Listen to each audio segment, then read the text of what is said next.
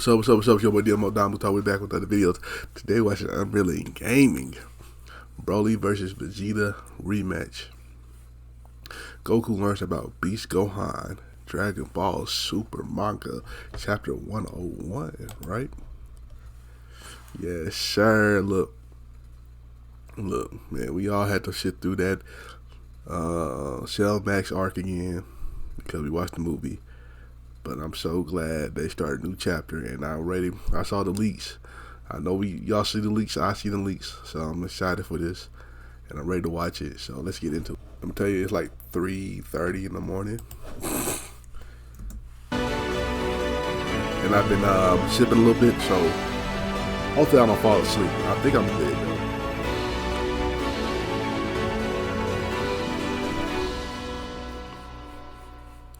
As we kick off Dragon Ball Super manga chapter number 101, as we now make our way on over into a modern city, as surprisingly enough, with both number 15 and Carmine still shown being alive and driving through the city, it was very obvious by now on what they were looking to do, and of course what their sole motive was going to be, as number 15 went on to then chime in. President Magenta's funeral was kinda low-key considering on how much of a big shot tycoon he was. Well, the police might have come sniffing around if it had been an elaborate affair, Carmine responds. True. And so we can't have that. With 15 responding, Carmine, sir, the Red Ribbon Army is really finished, huh? The secret base got blown to bits and most of the troops are in the wind, with Carmine responding, yes, but the funds and the resources remain. Hang on, you're not gonna bring the army back again, are you? 15 asks, with Carmine responding, well, it wouldn't do much good with those ferocious fighters waiting to pounce. But what I want to know is what drives those accursed monsters,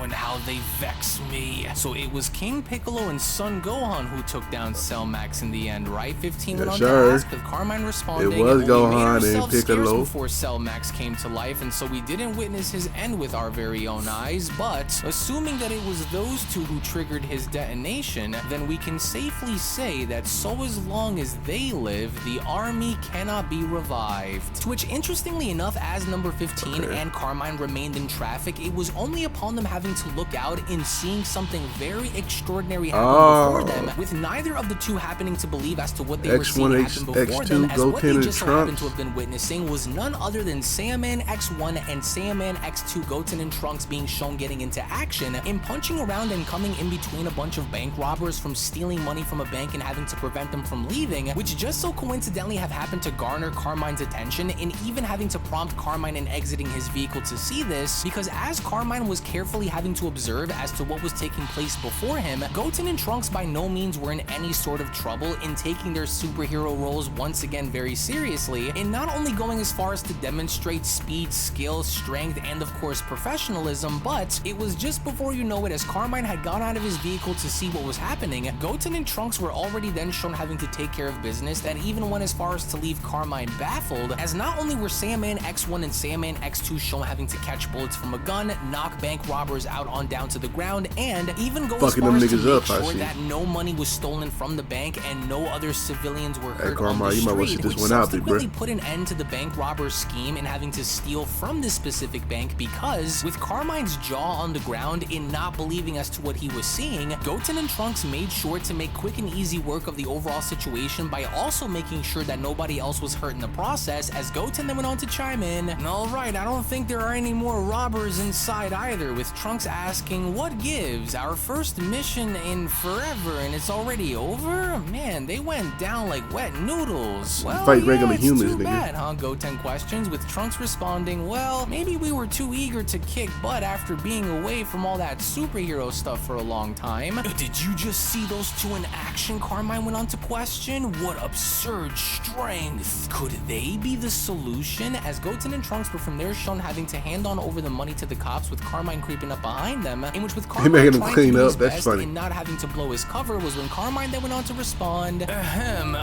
might we have a little chat over maybe a nice pizza perhaps? In which that was where everyone was later then having to be shown going, because with Goten and Trunks then being shown eating pizza was when Trunks went on to then question, so you want us to beat up some nasty bad guy, mister? Yes, indeed. What do you say? I'll pay any price. Well, we don't need your money. funny, but any thoughts, X2?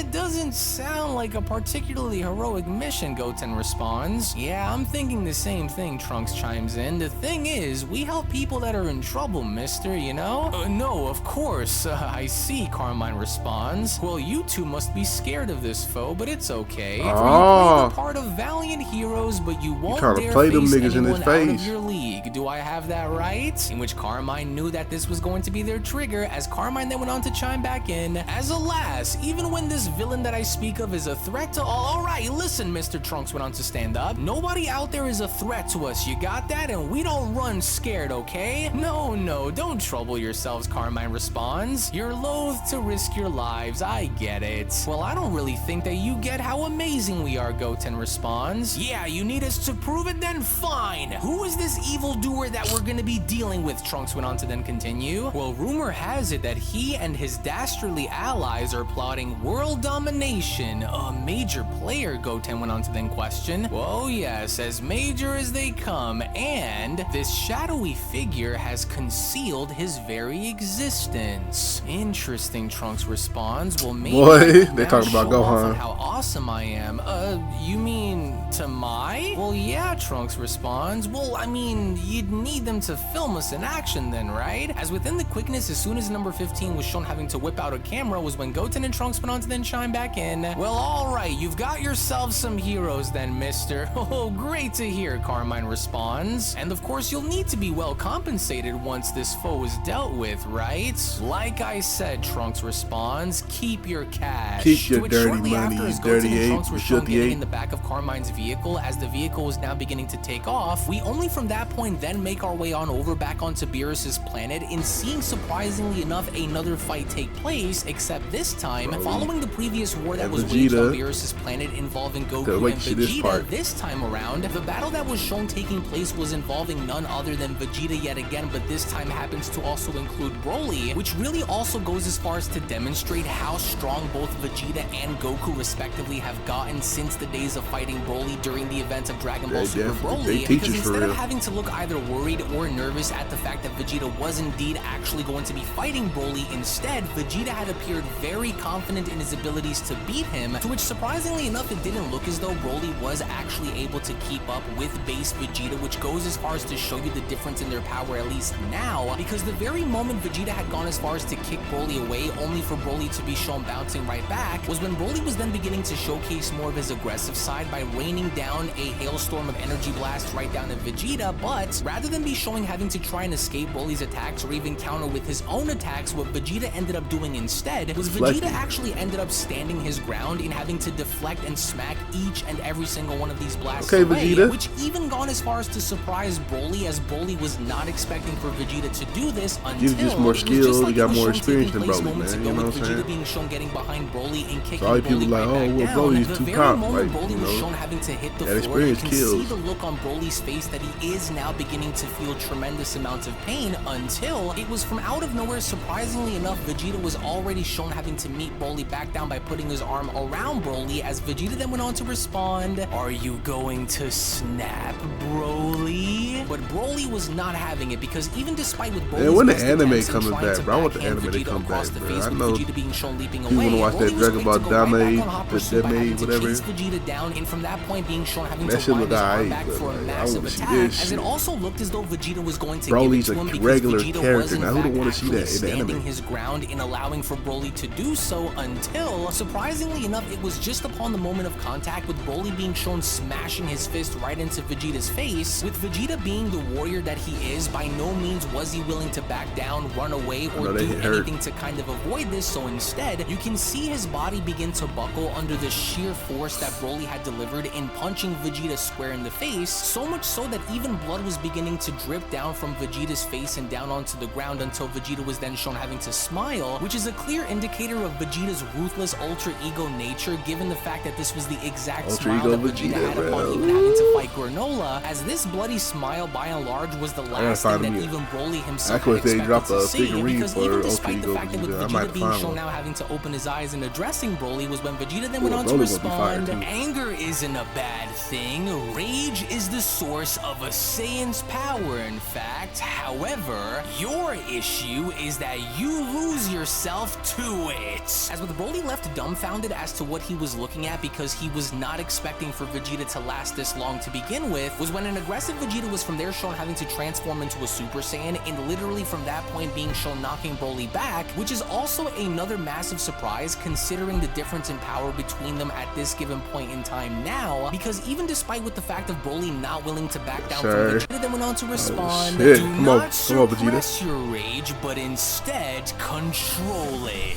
To where with Vegeta seconds later being shown having to dash towards Broly and attacking him, and also being showcased to be more of the aggressor in this battle between them, was when Vegeta was now clearly shown having to hold the upper hand, and from that point also being shown having to uppercut Broly in the stomach, so much so, mind you, to the point where Broly was now beginning to feel even more pain than how he was shown feeling before, which only had gone as far as to add more fuel onto the fire in showcasing Broly being more aggressive and more angry than how he was shown being before. None of this had seemed to have bothered Vegeta, even despite with the fact that Broly kept coming in and trying to attack him, was when Vegeta then went on to respond, what's the matter? Can you not wield your full might out of fear that you'll snap? Which to no avail, because even with Broly attempting to attack Vegeta in the sky with Whis and Goku having to oversee this, was when Goku then went on to chime in, oh man, Broly looks like he's about to go nuts again. He's gotta work on that, with Whis questioning, is that how it seems? No, he's changed a bit. Which it almost now looks as though Whis was onto something, because even with despite Broly being shown chasing Vegeta, Vegeta seemed as though he wanted to play the evasive game by seeing what Broly was going to do as a means of a response, but even despite with Broly being as big as he was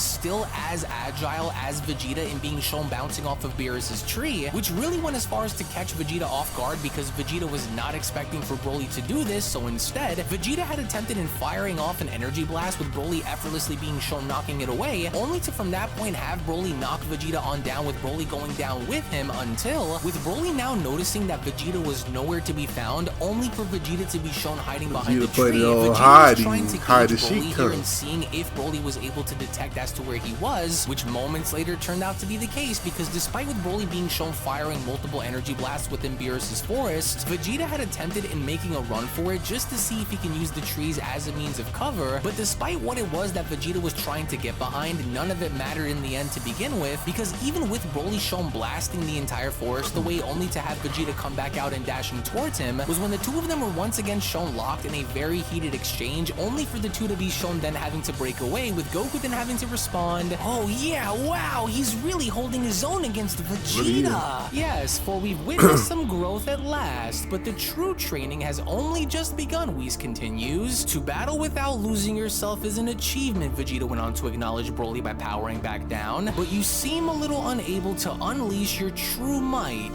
That won't do, Vegeta continues. Well, what do I do then, Broly questions. Well, find the answer yourself, Vegeta shouts. Hey, I know. Maybe it's kind of like when we have to go Super Saiyan, you know, that same feeling? Oh, that's tricky, Broly responds. A water for you, Lemo says, and the water for you. And for you too, Broly, so drink up and hang in there, Lemo continues. As with everyone shown taking a water break, only for Sheilai to be shown having to insert herself in this conversation, was when Sheilai went on to then respond, ugh, it's like you boys don't have a care in the world. Frieza could show up at any minute, and what then? That is true. Black form of his is no joke, right? As Goku went on to then pause by then responding, well, yeah, it's something else, you know? And I know that he's a bad guy and all, but I'm still really impressed that he went and trained that hard to surpass us.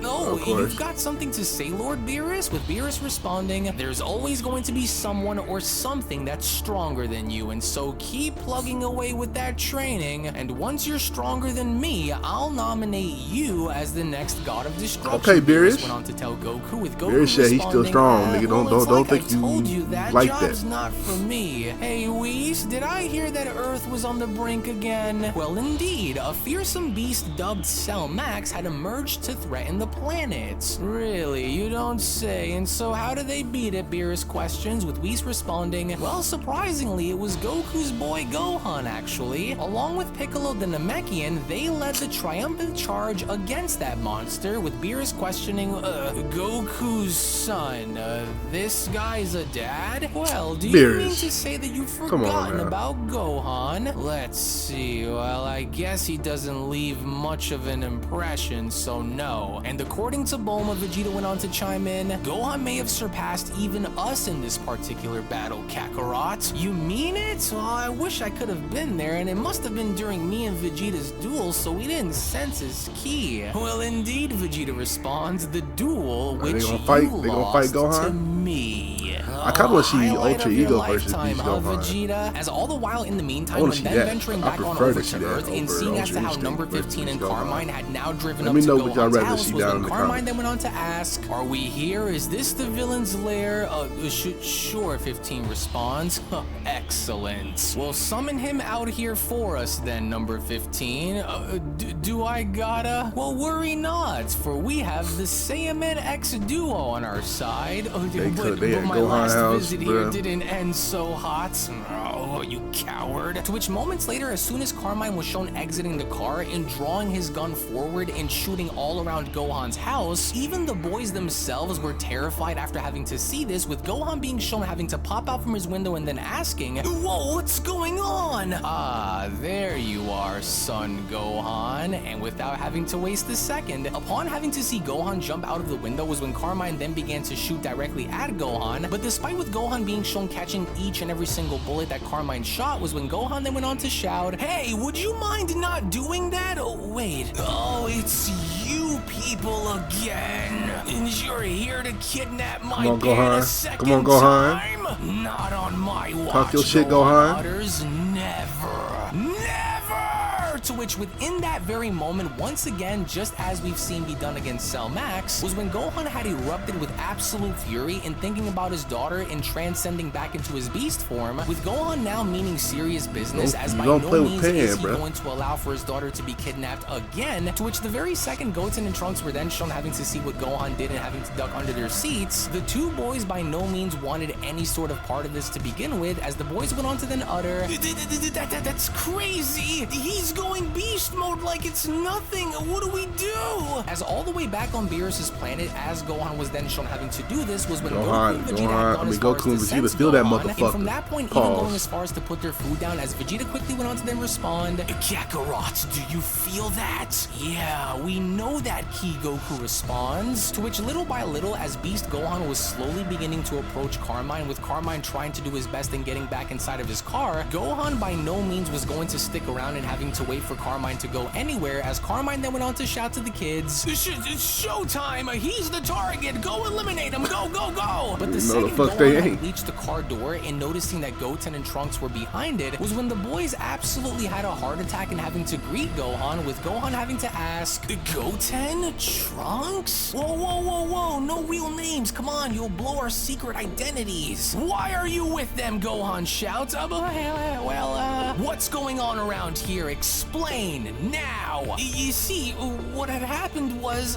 but then it was only from out of nowhere, just within that very moment, as Goku had then gone as far as to use instant transmission in making his presence known, was when Gohan went on to then shout, Dad! Hey there, boys, it's been too long, Goku says. That's crazy. As with Goku now shown having to wave his sons down by having to finally make his way back on over to Earth, it was only right then and there where Dragon Ball Super, I can't wait to the next chapter, but they gotta fight next chapter, don't they? Then comes to a close. Now, you can make no mistake about the fact that now finally, after having to endure everything that was from the Dragon Ball Super superhero movie retelling, we finally get to now collectively see as to what happens after the events of Cell Max's inevitable defeat by the hands of Beast Gohan, only to now gain a better understanding and learning more about where our heroes currently stand on the totem pole of power, but also seeing Vegeta go at it with Broly the way he did really goes as far as to show you as to how strong our heroes have gotten since the initial events of having to encounter Broly on Earth, on top of the fact of having to see Goku rush on back over to Earth as soon as he found out that Gohan Broly, did in fact actually harbor a deeper power than what he assumed he did. What I would like to do now is get your thoughts and opinions as to how you guys personally felt about this manga chapter, beginning with question number 1, and that is on a rating scale. That was a great chapter. I feel like, I mean, of course, it wasn't action packed and it wasn't nothing crazy. I definitely love the Vegeta and Broly. That's probably the best part of it. You could do without the Shan X1, X2, whatever. But if I had to rate it, like, of course, filler. It's a filler art, a filler manga chapter.